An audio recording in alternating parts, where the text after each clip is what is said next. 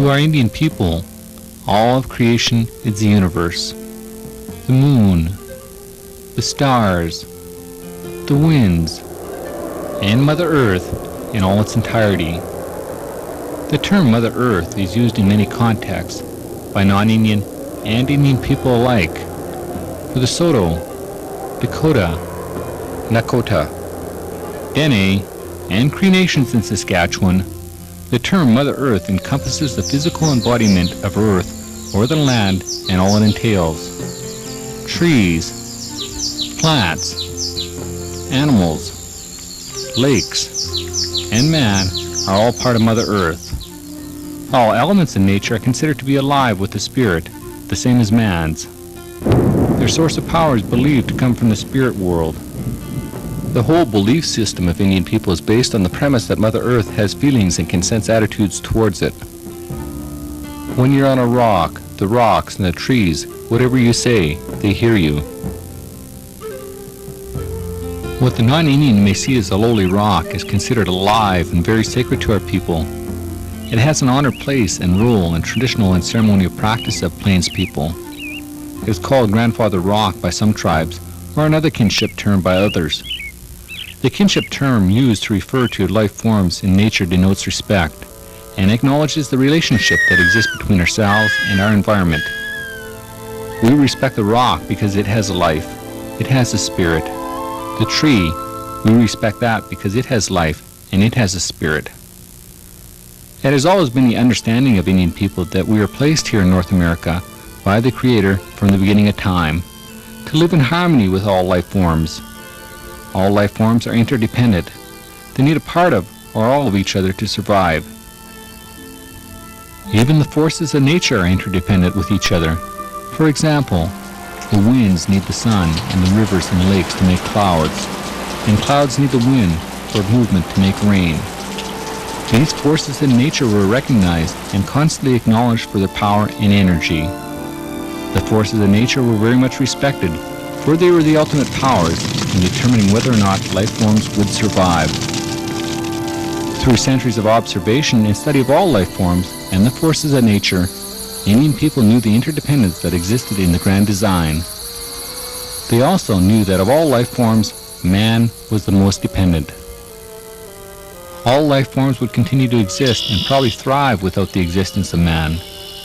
This knowledge is the foundation of the value of humility that is constantly acknowledged and reaffirmed in all spiritual practices of Indian people. Our inclusion of elements from the universe and Mother Earth in our spiritual practices have been seriously misunderstood or misinterpreted by our non-Indian brothers. For centuries we have been perceived as godless because our perception and understanding of the divine was different. In this country, in this continent, there are many Indian languages, different ways, but we pray the same way. We pray to the same Creator. It should be known that of all tribes, there is only one Creator. We, the Saulteaux, Dakota, Nakota, Dene, and Cree Nations have different names for the Supreme Being, all reflecting ultimate respect. Our people have always had a profound sense of obligation to the Creator for His provisions within nature that sustains the life of man. These provisions are referred to in all our traditional prayers. Homage is paid to these life forms taken so that man may live. There are specific language terms that exist only for this purpose that reflects their prominence within Indian societies. We are told we have many gods we pray to. The rock I use is not my God. I ask the rock to mediate on my behalf to the Creator. There is only one Creator. The Indian belief system could be described as a hierarchy, whereby the Supreme Being is the Creator of all the universe and all that is, and the rest is as follows: Mother Earth, plants, animals, and then man. To the Indian people, it was obvious that man was the only uncontributive factor in this grand design. Not only was he uncontributive in the natural food chain, but he was the most dependent. This dependency established the superiority of and precedence of plants and animals over man. This superiority is seen as a closer relationship to the Creator. Thus many plants and animals were used as intermediators in spiritual practices of Indian people. The knowledge of life forms and their food chains that exist in nature confirms that every life form has a purpose and is a contributive factor in the ongoing cycle of life. Every plant has a purpose. No life form is considered more important than any other. The alteration of one life form can alter this intricate balance and affect all life forms, for they are all connected directly or indirectly. To a people where the spirit world is every bit as real as the material world, unseen life forms are not a new concept. They have a purpose for being the way they are. They are treated with the same respect as the obvious. Since our people have never attempted to change their environments to suit their needs, they have adapted to any natural changes in the environment.